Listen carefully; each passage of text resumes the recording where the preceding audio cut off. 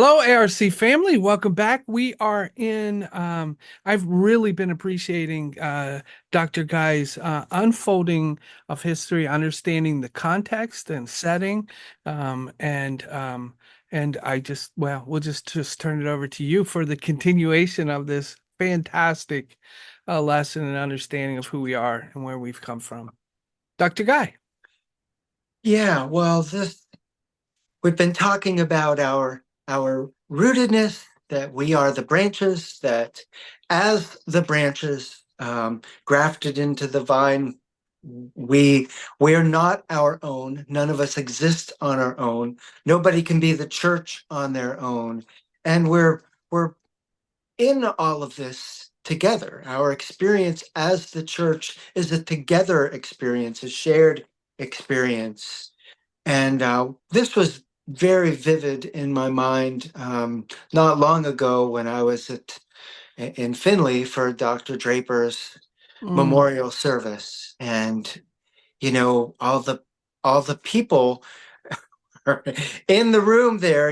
All those faces that uh, time and space kind of separate us from, and we don't get to see those faces all the time. And it was a bit of a reunion and a reminder that there's not only are we not in this alone, but and we share the journey with others, but there's a particularity to that. It's not just everybody.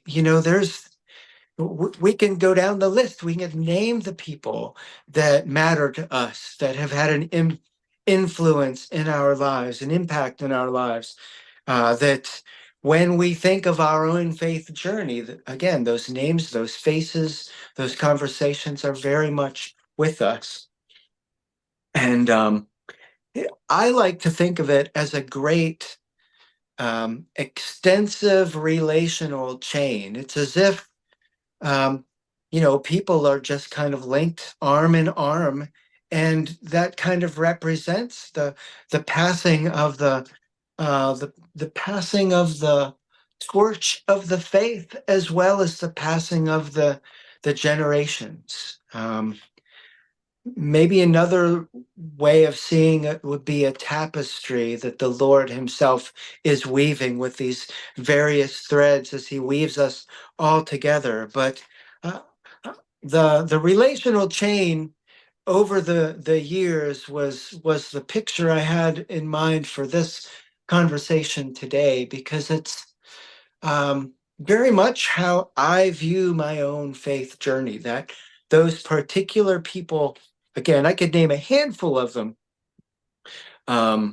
dozens of them actually, but there's a couple that really have loomed large, and it's only as I've been able to look back on my faith journey that I've been able to put this together and do justice to what was my experience, because I didn't see it at the time.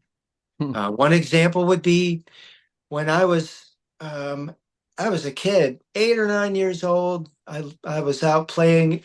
I grew up in Lilyville, just behind the parsonage, what used to be the parsonage there in Lilyville, and I lost my toys. And this very nice old man found them, knew who they belonged to, and he reunited me with my toys. That very gentle, nice old man was Arthur Aiken. Arthur Aiken was the pastor there at Lilyville until I was about 10. And um, I didn't get to know him as well as I wish I could have. Um, but also, right down the road, there was another guy in the conference that owned a house there. He didn't live there because he was pastoring north at a place called Barkeyville and then Grove City. But Lester Thornton owned a house in Lilyville. Lester Thornton's grandkids were my playmates. I played football in their front yard there. And, I didn't know these things. I was just a kid, and it was later that I had the honor of working alongside Lester for about 15 years at the nursing homes. And it was in listening to Lester uh, talk about his ministry, his years at Lilyville, because he was there before Arthur Aiken was. His years, I didn't realize that my uncle and my mom caught the bus right in front of his house. My uncle used to play ping pong in Lester's house, so those connections I had no idea. Only put it together later, but Lester talked about those things. He talked about people that were important to me, but he also talked about his own faith journey and the things that became meaningful to him. And one of the people that he got to know when he moved to Barkeyville in the late 60s was a man um, named F.O. Aiken, Arthur Aiken's dad. But there aren't too many places you can go in the Allegheny region where they haven't heard, there's echoes of F.O. Aiken's ministry because he was in the conference for 80 years. He was an ordained pastor for 80 years. He lived to be 101. I only caught a glimpse of him once before he died, but Lester knew him well. He had just he had retired.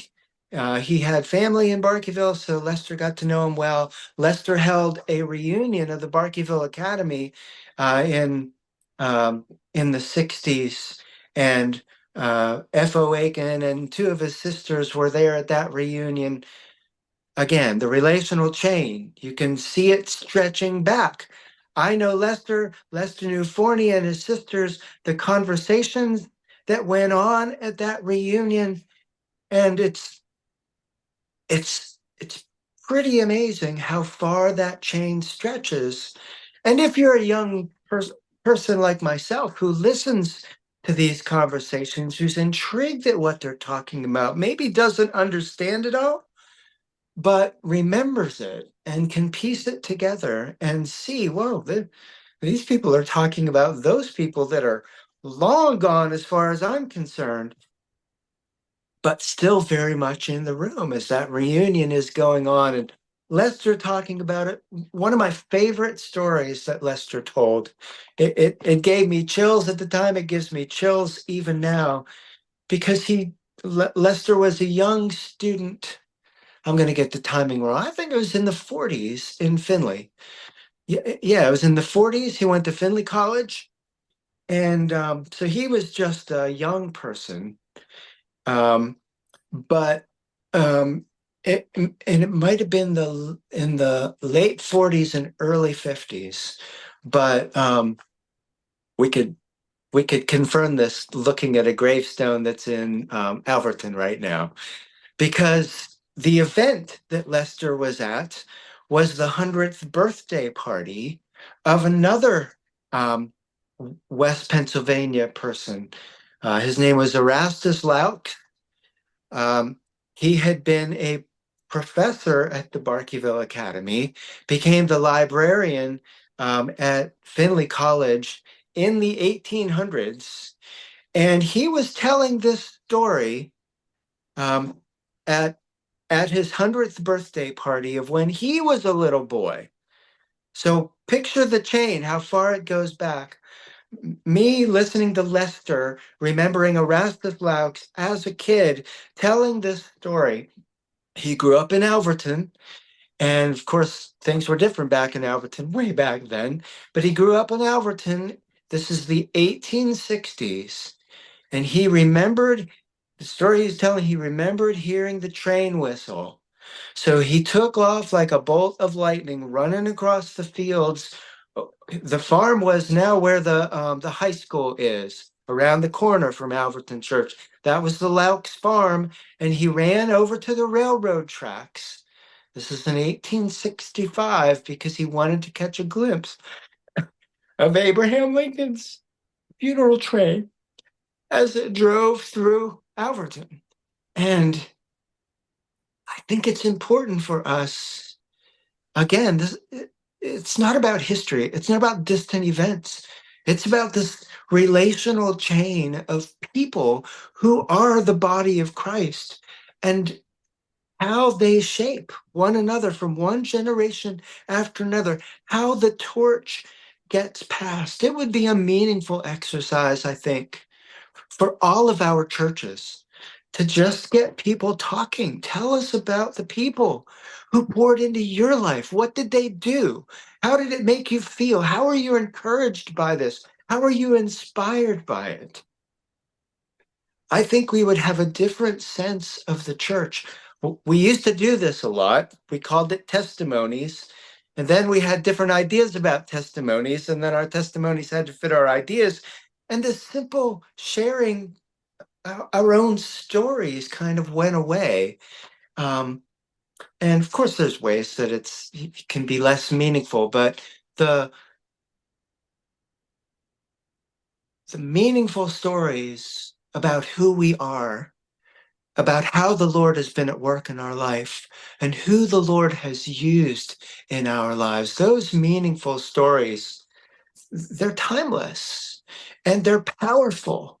As a matter of fact, one of the first books ever published in the Church of God by John Weinbrenner was a testimony of 100 witnesses. He knew the power of these stories, and so he had people write them, and they published them. And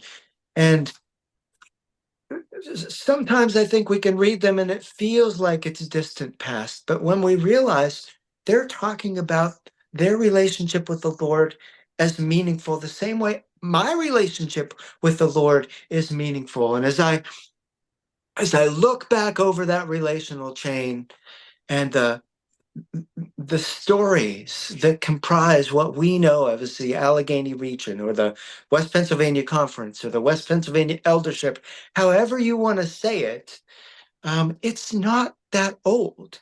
And we're not that far away. I just told you one story that reaches back to 1865. I want to bring out the first of my relics. And this is the actual leather journal that records the events which created the West Pennsylvania Eldership. It's handwritten.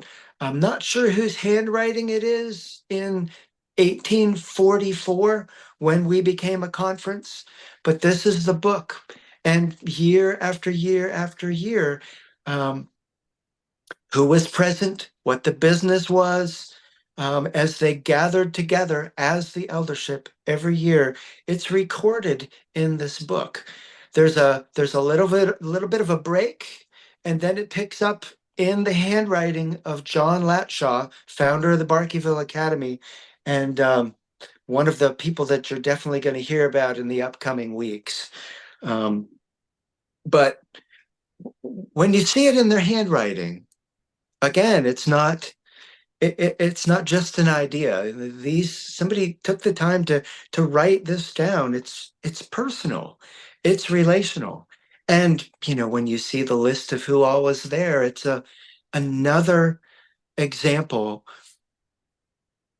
of what Weinbrenner was talking about when he was saying about the brothers needing to stick together. We're in this together, and it's meaningful being together as as a conference, as Christians. And well, hopefully through the series of these discussions, we can gain a greater appreciation of what it means to be the Allegheny region. Wow. Thank you, Rob. That's that is really powerful stuff. Thank you very much. My pleasure. So hopefully that will give you some hope and the knowledge that you're not in this alone. Do not go through this alone. We are here for each other, and I think one of Satan's biggest lies is that you are in this all alone, and everyone else has forgotten you. Nobody has. We love you. We're praying for you. Keep shining, and we'll talk to you next week.